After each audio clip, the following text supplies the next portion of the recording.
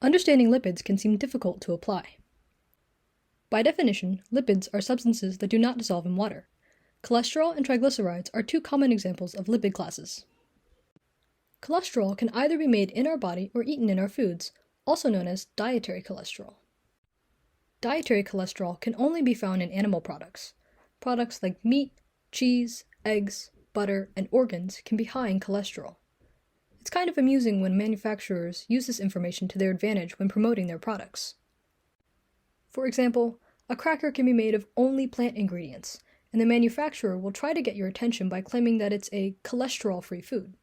Well, all fruits, vegetables, grains, legumes, and nuts are cholesterol-free foods because they're plant products. Only living animals can produce cholesterol.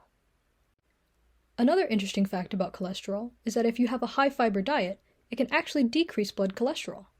You may ask, how can eating fiber change the cholesterol level in your body? The two seem unrelated. Fiber is an indigestible carbohydrate that binds bile. Bile is made of cholesterol and is typically recycled and used again. However, if we consume a high-fiber diet, the fiber will bind the bile and pass the bile, and the cholesterol along with it, out of the body so it can't be recycled.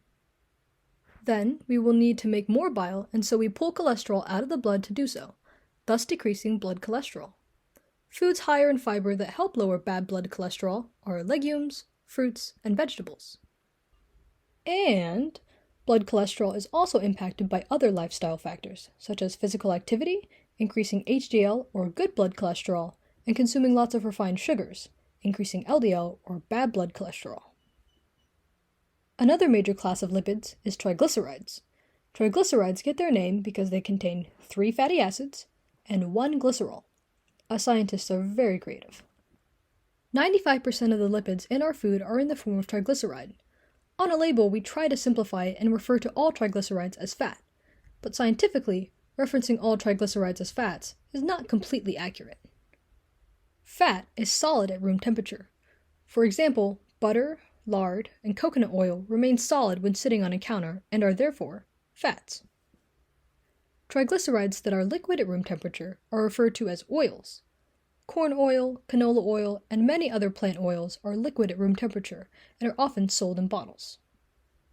Both fats and oils have similar structures.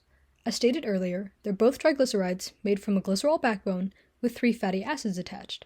But it's those 3 fatty acids that determine whether it is a solid at room temperature or liquid. Generally, the more saturated the fatty acids and the longer the fatty acid chain, the more solid the triglyceride is at room temperature. The more unsaturated the fatty acid and the shorter the chain, the more liquid the triglyceride is at room temperature. When it comes to applying this information, it's suggested to avoid solid animal fats and consume more healthful fatty foods like nuts or salmon, which are better for heart health. It's also recommended that individuals who eat a typical American diet consume less than 30% of calories from triglycerides, or fat. Many people try and eat fruits and veggies because they are healthy and low in fat. However, sometimes people slice a nice, juicy, and low-fat apple and proceed to dip it in caramel dip, which is high in sugar and lipids.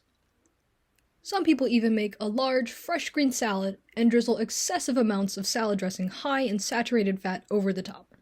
These behaviors take a once healthy, low-fat food and drastically change the sugar, fat, and calorie with a dip or sauce.